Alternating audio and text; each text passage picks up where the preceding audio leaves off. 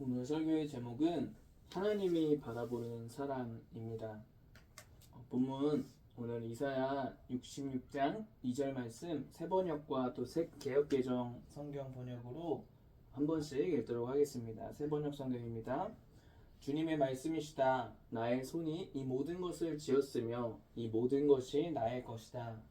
겸손한 사람, 회개하는 사람, 나를 경외하고 복종하는 사람, 바로 이런 사람을 내가 좋아한다.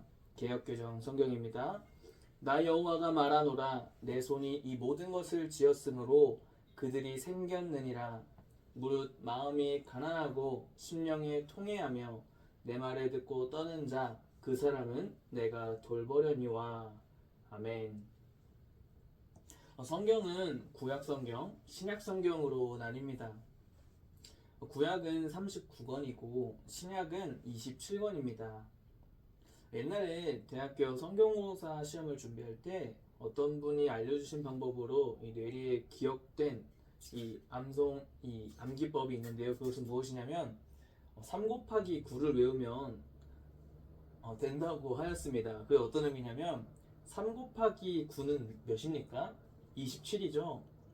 여기서 3, 9를 구약성경의 39권, 또 신약의 3, 9, 27, 27권 이렇게 해서 성경의 모든 구약, 신약을 합치는 권수는 66권이다 라는 말로 외웠더니 잊을 수 없는 그런 암기법이 되었습니다.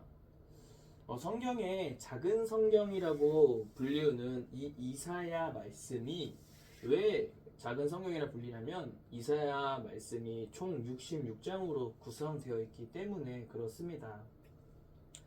이사야는 하나님이 어떤 분이신지, 또 하나님께서 하시는 일은 무엇인지, 하나님이 얼마나 자기 백성을 사랑하시는지를 알기 위해서 이사야 말씀을 읽어보는 것을 적극 추천할 수밖에 없습니다.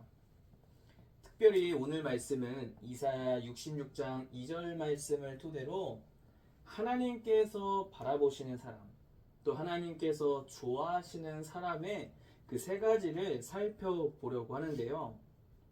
새번역 성경으로 기록된 2절 말씀을 한 번 더 읽도록 하겠습니다. 주님의 말씀이시다. 나의 손이 이 모든 것을 지었으며 이 모든 것이 나의 것이다.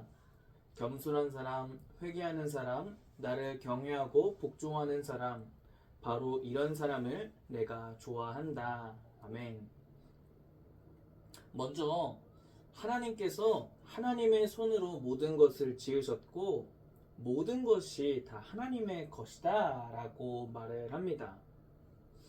이 부분을 인정하느냐 인정하지 않느냐는 우리가 인생을 살아가면서 참으로 중요한 신앙 고백이라고 생각합니다. 주신 분도 하나님이시고 거두시는 분도 하나님이라는 사실을 인정하는 것이 왜 중요하냐면 이 땅을 살아가면서 우리에게 허락된 가족, 건강, 돈, 인간관계 등 어느 것 하나 당연한 것 없고 하나님께서 우리에게 주신 축복임을 우리는 날마다 기억해야 합니다. 물론 일상생활을 살아가기 위해 소득을 벌기 위해 일을 하고 땀 흘리는 것은 개인이 주도적으로 힘을 내는 것이라 생각할 수 있습니다. 그러나 여기서 우리가 기억해야 할 것은 우리에게 건강을 허락하신 하나님을 향한 감사가 없었다면 그 인생은 하나님을 인정하는 인생이 아니라는 사실입니다. 모든 것을 창조하신 하나님께서 우리에게 모든 것을 주셨다는 고백이 있어야 현재 우리의 상황에 감사할 수 있고 다시금 준비하시고 일하시는 하나님을 기대할 수 있습니다. 이사야 말씀은 하나님께서 사랑하시되 끝까지 사랑하시는 모습으로 모든 인간의 죄를 짊어지시면서 우리의 죄인의 신분을 자녀의 신분으로 구원하시는 하나님의 사랑이 담겨있는 말씀입니다. 또한 우리가 어려움에 처해 있을 때 천사를 시키셔서 우리를 구원하시는 분이 아니라 하나님께서 직접 우리 인생에 개입하셔서 우리를 건져주시는 분임을 성경을 통해 하나님이 어떠한 분이신지 계시하시고 알려주신다는 것입니다. 그래서 우리는 생각해 보아야 합니다. 나의 인생에, 우리의 인생에 하나님께서 주신 것에 대한 감사가 있는지 말이죠. 그리고 우리에게 모든 것을 허락하신 하나님께서 또 거두어 가시는 하나님이라는 그 사실 자체도 우리가 기억하고, 또 거두어 가심과 동시에 다시 창조해 주시고 회복시켜 주시는 분도 하나님을 인정하는 인생 되기를 주님의 이름으로 축복합니다. 오늘 본문에 하나님이 좋아하는 사람의 모습이 세 가지로 비추어집니다. 2절의 마지막에 겸손한 사람, 회개하는 사람, 하나님을 경외하고 복종하는 사람을 하나님께서 좋아하는 사람이라고 본문은 말하고 있습니다. 특별히 함께 살펴볼 이 세 가지의 모습을 통해 이 모습이 우리의 모습이 되기로 결단하며 살아가는 은혜가 있기를 바랍니다. 먼저 겸손한 사람입니다. 우리는 겸손을 뭐로 생각하고 있나요? 단순히 자기 주장하지 않고 다른 사람의 말을 경청하고 존중하는 사람을 겸손이라고 생각하시나요? 사전적 의미로의 겸손은 남을 존중하고 자기를 내세우지 않는 태도 있는 자라고 합니다. 그렇다면 성경에서 말하는 겸손은 어떠한 의미가 있을까요? 원어로 살펴보면 히브리어 아니로 마음이 가난한 자라는 의미를 가지고 있습니다. 마음이 가난하다는 의미는 어떠한 의미냐면 바로 고통받고 빈궁한 상태를 의미하는데요. 역대하 34장 27절에 이렇게 기록되어 있습니다. 제가 읽도록 하겠습니다. 내가 이곳과 이곳에 사는 주민을 두고 말한 것을 내가 듣고 마음에 느낀 바 있어서 하나님 앞, 곧 내 앞에서 겸손해져서 내가 옷을 찢으며 통곡하였으므로 내가 내 기도를 들어주었다. 나 주가 말한다. 아멘. 성경에서 겸손한 사람은 하나님 앞에 살아가는 사람을 의미합니다. 겸손한 사람은 하나님 앞에서 무릎 꿇는 자라는 것입니다.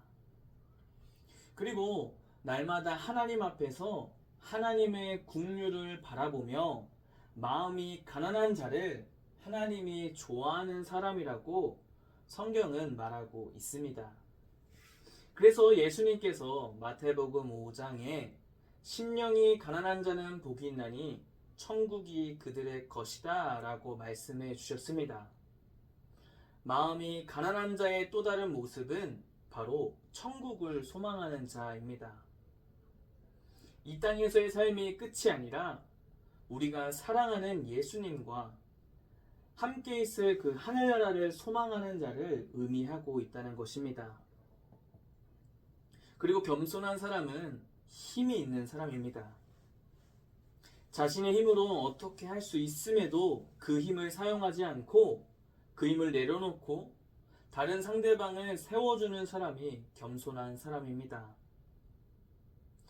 누군가를 세워주고 높여주기를 힘쓰는 인생을 바라보며 하나님께서는 그 사람을 좋아한다라고 성경은 우리에게 말해주고 있다는 것입니다. 그래서 우리는 겸손한 사람입니까? 아니면 겸손한 척하는 사람입니까? 바라기는 하나님께서 보시기에 겸손한 자로 살아가는 저와 여러분 되기를 축복합니다. 하나님께서 좋아하는 사람은 두 번째로 회개하는 사람입니다. 하나님을 믿지 않는 비그리스도인이 그리스도인을 향해 바라보며 비아냥거리는 단어 중에 하나가 바로 회개라는 단어입니다. 회개가 얼마나 잘못된 방향으로 오용되었냐면 회개와 관련된 반기독교 영화가 있습니다. 그것은 밀양이라는 영화인데요. 내용을 간단히 설명해 드리면 사랑하는 아들을 죽인 가해자가 교도소에서 다시 만났을 때 주인공인 피해자 유가족에게 이렇게 말합니다. 자신은 이미 하나님에게 회개하고 용서받아 평안하다라고 말합니다. 이때 유가족은 자신이 가해자를 용서하지 않았는데 가해자가 먼저 구원받는 그 모순을 드러내며 주인공이 깊은 절망의 늪으로 빠뜨리는 그런 기폭제가 되어 그녀의 삶이 어떻게 변하냐면 예배드리는 곳을 난장판으로 만들고 의도적으로 장로를 유혹하며 하늘을 바라보며 비웃음과 조롱을 퍼붓는 기행을 일삼습니다. 영화가 말하는 의미가 어떠한 의미가 있습니까? 기독교인들이 회개한다고 말하고 그 삶의 모습이 회개하고 변화된 사람의 모습이 아니라 회개했는데도 동일한 모습에 대해 불쾌감과 일반적인 모순을 느낀다는 사실을 이 영화는 말하고 있습니다. 성경에서 회개는 어떠한 의미입니까? 죄에서 돌이키는 것을 의미합니다. 쉽게 설명하면 죄의 자리를 떠나는 것을 의미하는데요. 하나님 앞에 회개한 죄에 대해 다시 돌아가지 않는 것을 말하고 있습니다. 예를 들어 누군가를 미워하는 죄를 회개하였다면 그 누군가를 미워하지 않고 사랑하기로 돌아서는 것이 회개라고 의미합니다. 회개는 반드시 열매로 드러나게 되어 있습니다. 그 사람의 행동, 삶의 모습을 통해 말이죠. 세상 사람들이 말하는 이러한 잘못된 회개, 또 비아냥거리는 이 회개가 어떻게 보면 이 회개의 본질이 무너지고 넘어졌기에 많은 사람이 교회 다니는 사람들을 보며 불쾌감과 이질감을 느낀다는 것입니다. 이 문제는 어쩌면 우리 모두가 하나님 앞에서 회개하고 돌이켜야 하는 문제라고 생각합니다. 그런데 여러분, 한 가지 중요한 사실이 있습니다. 그것은 무엇이냐면 회개할 수 있는 자는 하나님의 은혜를 입은 자라는 것입니다. 그리고 죄를 두려워하며 성령 하나님의 음성에 귀 기울이며 하나님과 친밀한 자가 자신의 죄를 회개하고 그에 따른 합당한 열매를 맺을 수 있다는 것입니다. 오늘 이사야 66장 2절 말씀의 개역 개정 성경으로는 어떻게 번역되어 있냐면 심령이 통회하며 라고 기록되어 있습니다. 이 뜻을 원어로 살펴보면 히브리어 나케라는 단어를 사용했는데 이 의미가 무엇이냐면 불구가 된, 그리고 뉘우치는 것으로 해석되는데요. 특이한 것은 이 원어, 이 나케가 사용된 것이 한 사람을 기점으로 사용된 것을 확인할 수 있었습니다. 그 사용된 사람은 누구냐면 바로 요나단의 아들 무비보셋입니다. 사무엘하 4장 4절 말씀에 이렇게 기록되어 있습니다. 사울의 아들 요나단에게는 두 다리를 저는 아들이 하나 있었다. 사울과 요나단이 죽었다는 소식이 이스라엘에 전해졌을 때에 그는 겨우 5살이었다. 유모가 그를 업고 도망할 때 서둘러 도망하다가 그가 떨어져서 발을 절게 되었다. 그의 이름이 무비보셋이다. 여기에서 그가 떨어져서 발을 절게 되었다. 이 단어가 오늘 성경에 기록된 통회하며 라는 단어와 동일하게 사용되었다는 것입니다. 그렇다면 회개 그리고 통회하다의 이 원어적 사용이 발을 절게 된 모습으로 연결된다는 것입니다. 이 뜻은 어떤 의미냐면 말 그대로 회개하는 자의 모습은 심령이 통회한 자의 모습은 자신이 불구가 된 모습과 같이 자신의 힘으로 아무것도 할 수 없는 상태를 의미한다는 것입니다. 다시 말해 회개란 하나님 없이는 아무것도 할 수 없다고 고백하는 그 모습, 그리고 자신의 인생에 하나님밖에 도울 자가 없다고 고백하는 인생을 하나님이 좋아하는 사람이라고 말씀하고 계신다는 것입니다. 우리가 말하는 본질적인 회개의 모습 이전에 우리의 상태를 확인할 수 있습니다. 회개하는 사람은 어떠한 사람이냐면 자신의 상태를 포장하지 않고 있는 모습 그대로 고백하는 사람입니다. 다리가 절개된 그 무비보셋은 어떠한 자입니까? 그의 아버지 요나단과 그의 할아버지 사울의 모습이 있었지만 요나단과 다윗의 언약을 통해 건짐받고 은혜 입은 자의 모습이 바로 무비보셋입니다. 그때 당시에 선대왕을 이어서 왕이 이어지지 않는 곳에는 파벌이 일어났습니다. 일족을 멸하는 게 어쩌면 관습이었다는 것입니다. 그러나 다윗은 그러한 세상적인 관습을 깨고 사랑으로 무비보셋을 왕의 식탁에서 함께 교제하게 하고 그의 신분과 환경을 다시금 그 왕의 신분으로 허락해 주었다는 것입니다. 마찬가지로 우리 인생이 무비보셋처럼 스스로 아무것도 할 수 없는 자의 모습이지만 무비보셋처럼 다리를 절개되어 어떻게 보면 상처나고 아픔이 있는 그러한 모습이지만 하나님께서 우리를 건져주신 그 예수 그리스도의 십자가 사건으로 우리를 값없이 구원해 주신 그 사랑을 우리는 기억해야 합니다. 우리의 자아가 강해지려고 할 때마다 우리는 날마다 그 십자가 앞에 무릎을 꿇고 나아가야 할 줄 믿습니다.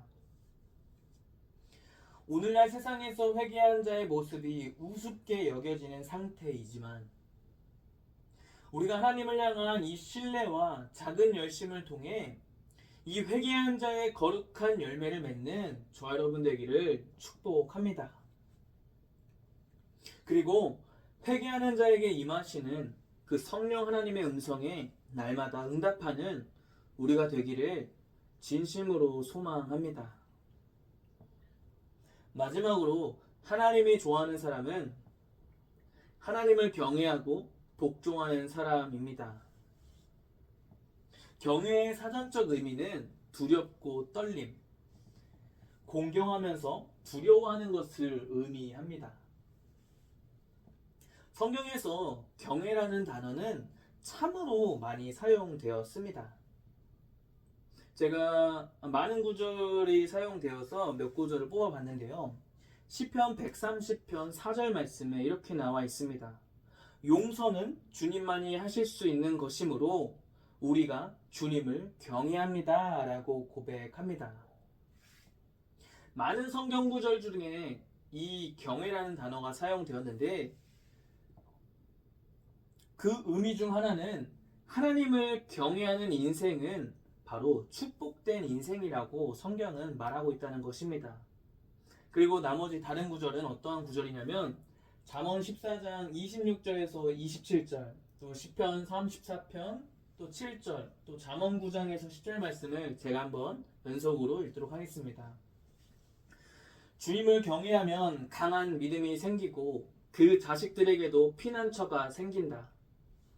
주님을 경외하는 것이 생명의 셈이니 죽음의 그물에서 벗어나게 한다. 주님의 천사가 주님을 경외하는 사람을 둘러 진치고 그들을 건져 주신다. 주님을 경외하는 것이 지혜의 근본이요 거룩하신 이를 아는 것이 슬기의 근본이다. 아멘.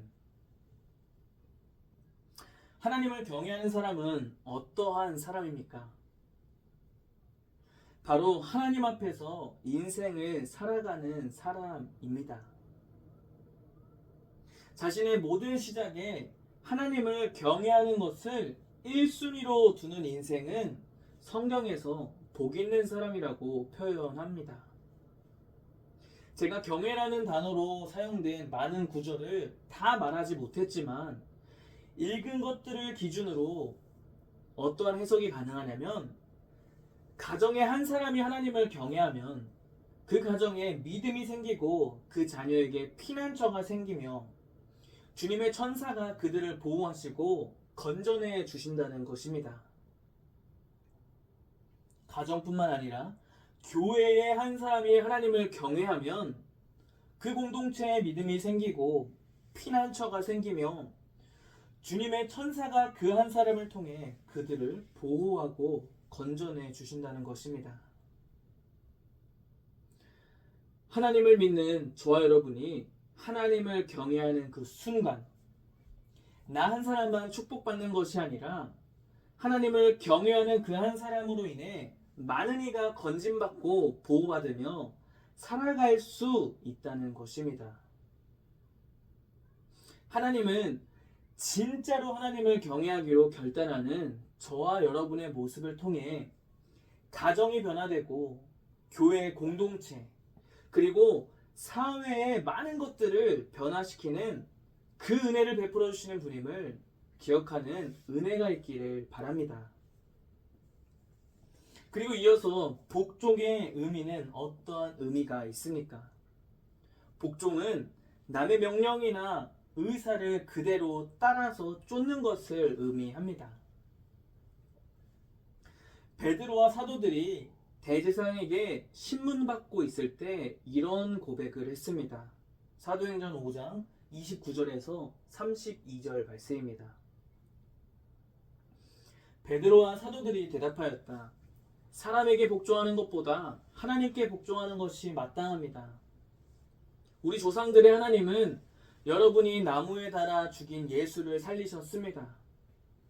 하나님께서는 이분을 높이시어 자기 오른쪽에 앉히시고 영도자와 구주로 삼으셔서 이스라엘이 회개를 하고 죄사함을 받게 하셨습니다. 우리는 이 모든 일의 증인이며 하나님께서 자기에게 복종하는 사람들에게 주신 성령도 그러합니다. 아멘. 인생을 살아가면서 우리는 복종하며 살아갈 수밖에 없습니다. 그러나 베드로와 사도들은 사람에게 복종하는 것보다 하나님께 복종하는 인생을 마땅한 인생이라고 고백하고 있습니다. 하나님께 복종하기로 결단하는 인생들에게 하나님은 성령을 허락해 주셨습니다.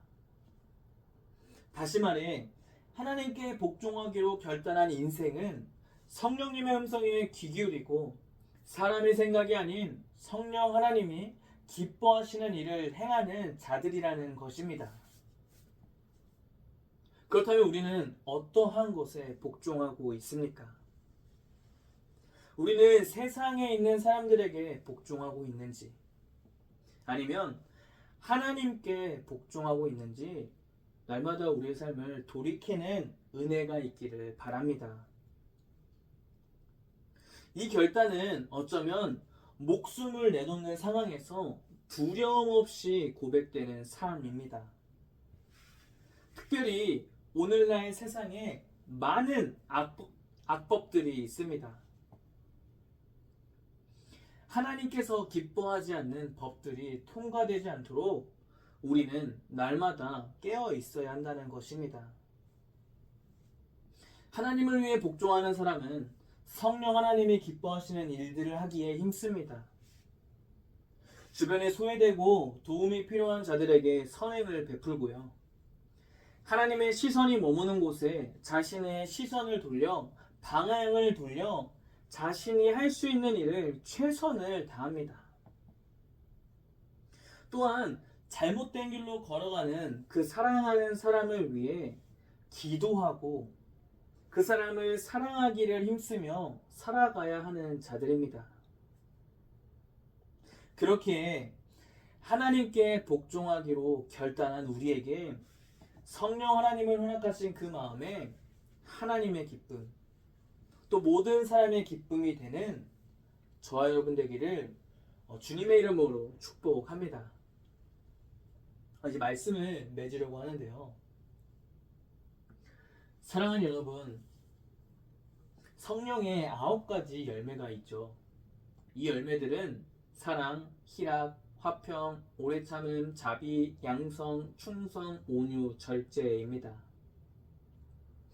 과거에는 이 말씀들이 인생의 한 열매만 맺어도 잘 사는 인생으로 해석되었는데요. 이제는 이 열매들이 한 9가지 열매로 맺고 행해야 하는 것으로 해석되고 있습니다.